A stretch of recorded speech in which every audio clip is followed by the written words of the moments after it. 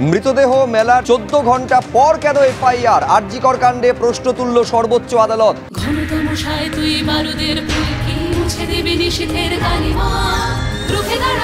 একজন মা হয়ে বলছি, সফল জীবনের জন্য যেমন চাই মজবুত হয়ে ওঠা শিক্ষা, মজবুত চুলের জন্য তেমনই চাই Alopex long and strong hair oil. FIR করতে এত বিলম্ব কেন হলো? উদ্দেশ্য কি ছিল? অধ্যক্ষের সঙ্গে কে যোগাযোগে ছিল? রাজ্যকে প্রশ্ন করেছে সুপ্রিম কোর্ট। অধ্যক্ষের অবিলম্বে এফআইআর করা উচিত ছিল মন্তব্য করেছেন মহামান্য প্রধান বিচারপতি।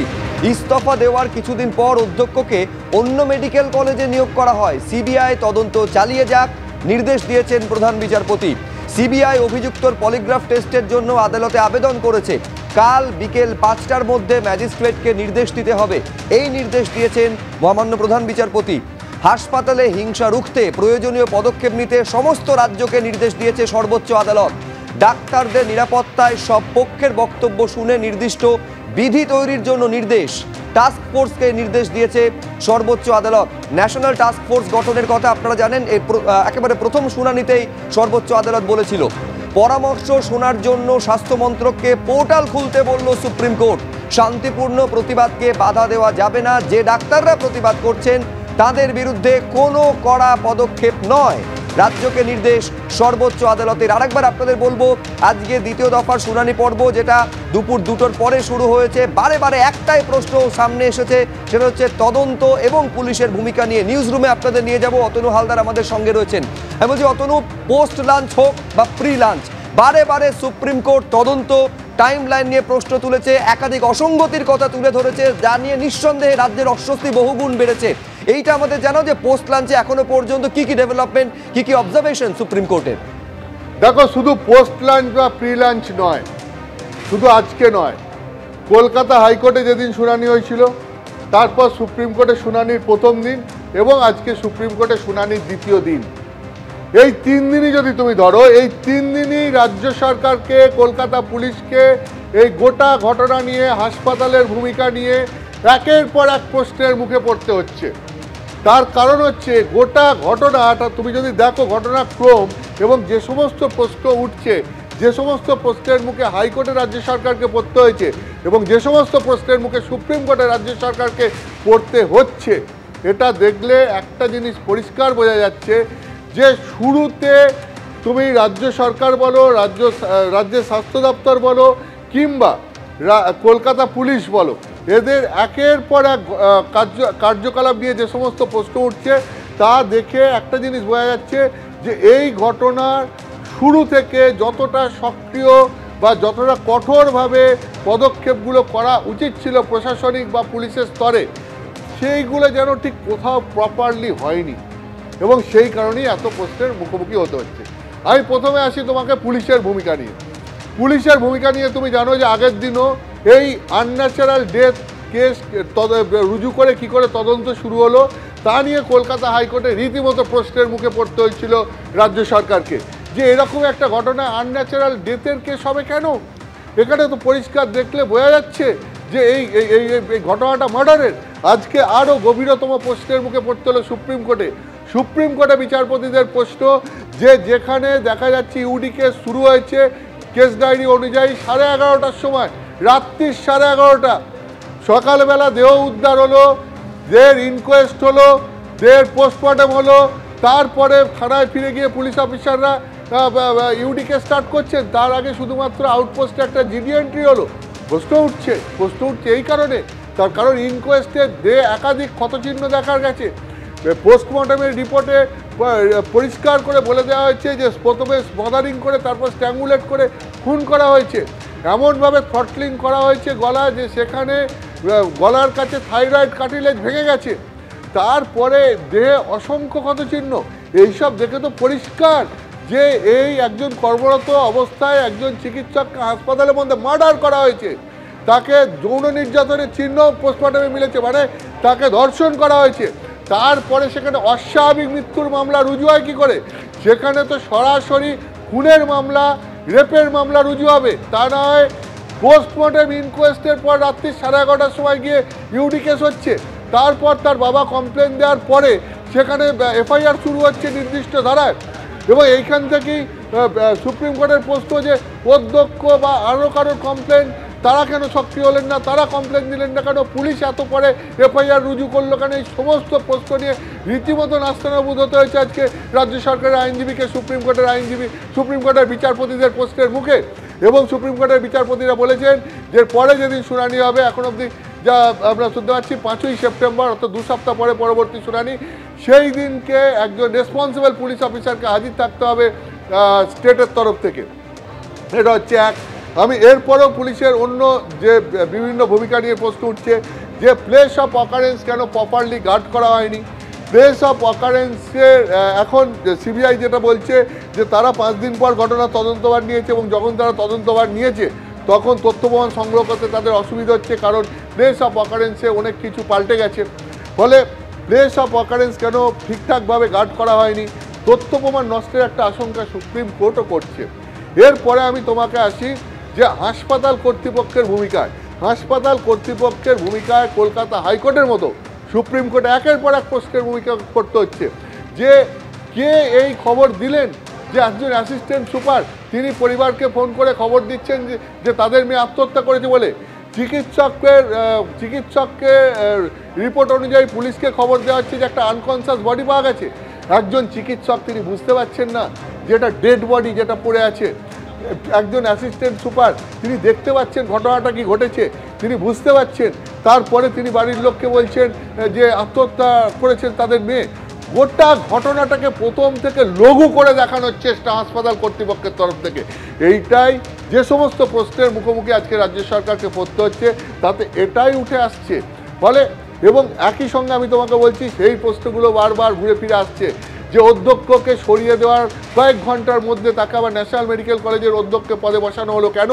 স্বাস্থ্য দপ্তরের এই সিদ্ধান্ত নিয়ে কলকাতা হাইকোর্টের পর সুপ্রিম কোর্টের পর এই নিয়ে প্রশ্নের মুখে পড়তে হচ্ছে। এবং আমি তোমাকে বলছি যে এই যে ঘটনাগুলো যে একের পর এক প্রশ্নের মুখে পড়তে হচ্ছে, সেখানে অধ্যক্ষের ভূমিকা কী ছিল তা নিয়েও রীতিমতো প্রশ্নের মুখে পড়তে হচ্ছে। ফলে স্বাস্থ্য দপ্তর বলো, পুলিশ প্রশাসন বলো, এই যে শুরু থেকে তাদের যতটা সক্রিয় এবং যতটা বিষয়টাকে গুরুত্ব দিয়ে দেখা উচিত ছিল, যে সমস্ত প্রশ্ন হাইকোর্ট এবং সুপ্রিম কোর্টে উঠছে একের পর এক, তা দেখে বোঝা যাচ্ছে সেই সমস্ত জায়গায় সক্রিয়ভাবে তারা সক্রিয়তা দেখাতে পারেননি। ঠিক একটা জিনিস বলে শেষ করবো, সেটা হচ্ছে আর.জি. কর হাসপাতালে ভাঙচুরের ঘটনা। আর.জি. কর হাসপাতালে যেভাবে পুলিশের নিষ্ক্রিয়তায়, পুলিশের চোখের সামনে একদল দুষ্কৃতী ঢুকে পুরো হাসপাতাল ভেঙে চুরে দিয়ে বেরিয়ে চলে গেল, হাসপাতালের একটা বড় অংশ ভেঙে চুরে দিয়ে বেরিয়ে চলে গেল, এবং সেখান থেকে পুলিশ সেই হাসপাতালকে রক্ষা করতে পারলো না, তা নিয়েও তো কোর্টে বারবার প্রশ্নের মুখে পড়তে হচ্ছে। এবং সেই নিয়ে স্ট্যাটাস রিপোর্ট আবার আগামী দিনেও সুপ্রিম কোর্ট চেয়েছে যে এই ব্যাপারে রাজ্য সরকার ঠিক কী কী ব্যবস্থা নিচ্ছে। অর্থাৎ এই যে আর.জি. কর হাসপাতালের যে ভাঙচুরের ঘটনা, যাতে তুমি জানো যে ইতিমধ্যেই আজকে সুপ্রিম কোর্টের অর্ডারে তারপরে আজকেই সিআইএসএফ সেখানে মোতায়েন করতে হয়েছে। অর্থাৎ শুধু রেপ অ্যান্ড মার্ডারের ঘটনা নয়, তার পরবর্তীকালেও হাসপাতালের ভাঙচুরের ঘটনাতেও সেখানেও পুলিশের ভূমিকা কিন্তু রাজ্য সরকারকে রীতিমতো এক কথায় বলা যায় যে লজ্জায় ফেলে দিয়েছে। রাজ্য সরকারের দায়িত্ব হচ্ছে আইন শৃঙ্খলা রক্ষার, আর সেখানে একটা আইন শৃঙ্খলা রক্ষার দায়িত্ব পালন করতে হচ্ছে কোর্টের অর্ডারে কেন্দ্রীয় বাহিনীকে। সেই কেন্দ্রীয় বাহিনী আজকে ওই হাসপাতালে মোতায়েনও করে দেওয়া হয়েছে। তাদেরকে সুপ্রিম কোর্টে আজকে এই আবেদনে জানানো হয়েছে যে তারা যেন হাসপাতালের পাশাপাশি হস্টেল সমস্ত জায়গায় নিরাপত্তা দেয়, এবং সেই মতো তুমি জানো যে আজকে সিআইএসএফ সেখানে পোস্টিং হয়ে গেছে। অর্থাৎ 9 আগস্ট 14ই আগস্ট পরপর যে ঘটনাগুলো ঘটছে, একজন কর্মরত চিকিৎসকের হাসপাতালে রেপ অ্যান্ড মার্ডার হয়ে যাওয়ার পর হাসপাতালে নির্বিচারে ভাঙচুর চালানোর ঘটনা, দুষ্কৃতীদের তাণ্ডব চলার পর রাজ্য সরকার, কলকাতা পুলিশ, স্বাস্থ্য দপ্তর, হাসপাতাল কর্তৃপক্ষ এদের ভূমিকা নিয়ে পর প্রশ্নের মুখে পড়তে হচ্ছে। এমনভাবে হাইকোর্টের পর সুপ্রিম কোর্টে প্রশ্নের মুখে পড়তে হচ্ছে যেটা দেখে পরিষ্কার মনে হচ্ছে যে গোটা ঘটনায় শুরু থেকে যতটা গুরুত্ব দেওয়া উচিত ছিল ততটা গুরুত্ব রাজ্যের পুলিশ প্রশাসন দেয়নি। নিঃসন্দেহে অতনু, আপাতত তোমাকে ধন্যবাদ। গুরুত্বপূর্ণ এই কারণেও, তার কারণ সুপ্রিম কোর্ট বলছে যে উদ্দেশ্য কি ছিল, এফআইআর করতে এত বিলম্ব কেন। আমাদের আরেক প্রতিনিধি একেবারে সুপ্রিম কোর্ট চত্বর থেকে আমাদের সঙ্গে রয়েছেন বিজেন্দ্র সিংহ।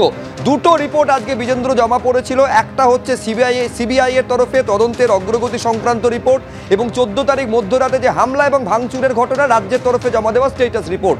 লাঞ্চের পর দুপুর 2টোর পর যখন মহামান্য বিচারপতিরা ফের শুনানি শুরু করলেন, এইটা দর্শকদের জানাও সেই পর্বে কি হলো।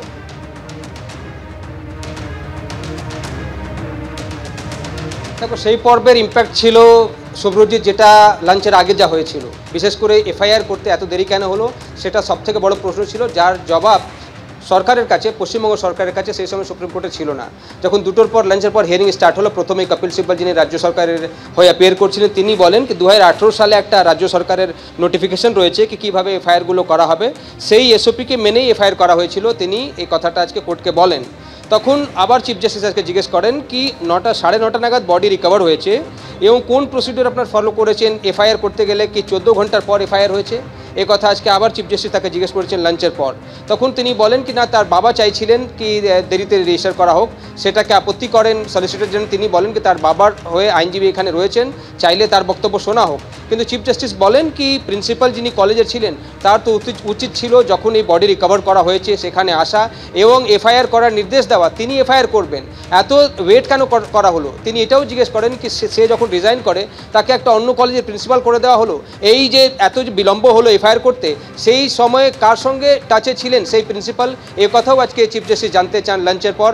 বিশেষ করে যে 14 ঘন্টার দেরি হয়েছে এফআইআর করার জন্য, সেই প্রশ্নের মুখে আজকে লাঞ্চের পরেও রাজ্য সরকারকে পড়তে হয়েছে, যার জবাব কিছুটা হয়তো কপিল সিব্বল দেওয়ার চেষ্টা করেছিলেন, কিন্তু অসন্তুষ্ট ছিল কোর্ট। যেটা লাঞ্চের আগে আমরা দেখেছিলাম, সেটা লাঞ্চের পরেও একই চিত্র আমরা দেখলাম। তার সঙ্গে সঙ্গে এটাও একটা প্রশ্ন এলো শুভ্রজিৎ, সেটা হলো কি সিবিআই থেকে জানতে চায় কোর্ট কি যারা পলিগ্রাফ টেস্ট করানোর যে আপনারা কথা ভাবছেন সেটা কেন হচ্ছে না। তখন তারা জানান কি এসিজেএম কোর্ট শিয়ালদায় তাদের পিটিশন পেন্ডিং রয়েছে, সেটা যদি অ্যাপ্রুভাল হয় তারপরে পলিগ্রাফ টেস্ট হবে। সেই সময় চিফ জাস্টিস অর্ডার দেন কি তারা নির্দেশ দিচ্ছেন কি 23শে অগস্টের মধ্যে, অর্থাৎ আগামীকালের মধ্যে 5টার মধ্যে এসিজেএম কোর্ট তার সিদ্ধান্ত জানিয়ে দেবেন এবং তারপর পলিগ্রাফ টেস্ট করা হবে অ্যাকিউজদের, সেটা তিনি বলেন। তার সঙ্গে সঙ্গে এই প্রশ্নটাও ওঠে কি সিআইএসএফকে ডিপ্লয় করে দেওয়া হয়েছে, এটা চিফ জাস্টিস জানতে চান, যেহেতু বারবারই প্রশ্ন উঠছিল কি পড়ুয়ারা যারা রয়েছেন বা ইন্টার্ন বা জুনিয়র ডাক্তার যারা রয়েছেন তারা ইনসিকিউর ফিল করছেন আরজি করে হস্টেলে। 70 জন এরম চিঠি দিয়েছেন এখানে তাদের আইনজীবীর কাছে কি তাদেরকে হুমকি দেওয়া হচ্ছে, তাদেরকে টেরোরাইজ করা হচ্ছে। সেক্ষেত্রে সলিসিটর জেনারেল আজকে জানান কি সেখানে সিআইএসএফ ডিপ্লয় করে দেওয়া হয়েছে। তারপরের প্রশ্নটা ছিল আজকে যে 27 তারিখে একটা কর্মসূচি নেওয়া হয়েছে পশ্চিমবঙ্গে, সেটা নিয়ে যখন কপিল সিব্বল বলছিলেন তখন তুষার মেহতা বলেন কি পশ্চিমবঙ্গের একজন মন্ত্রী রয়েছে যিনি বলছেন কি তাদের নেত্রীর ওপর কোনো সওয়াল তুললে তার আঙুল কেটে দেওয়া হবে, hands will be chopped of. এই ধরনের কথা তো শাসক দলের মন্ত্রীর তরফ থেকে আসছে। সেটাকে কাউন্টার করে আজকে কপিল সিব্বল বলেন কি লিডার অফ অপোজিশন শুভেন্দু অধিকারীও তো বলছেন কি গুলি চলবে। তখন চিফ জাস্টিস বলেন কি দেখুন এসব শ্রেণীর আইনটি আপনারা করবেন না, আইনের পথে চলবে এবং যা প্রসেস লয়ে রয়েছে সেটা এখানে ফলো হবে। আগামী 5ই সেপ্টেম্বরের জন্য নেক্সট ডেট ঠিক হয়েছে শুভ্রজিৎ, তবে 1 সপ্তাহের মধ্যে আবার রাজ্য সরকার এবং সিবিআইকে স্ট্যাটাস রিপোর্ট জমা দিতে হবে সুপ্রিম কোর্টের কাছে। ধন্যবাদ বিজন।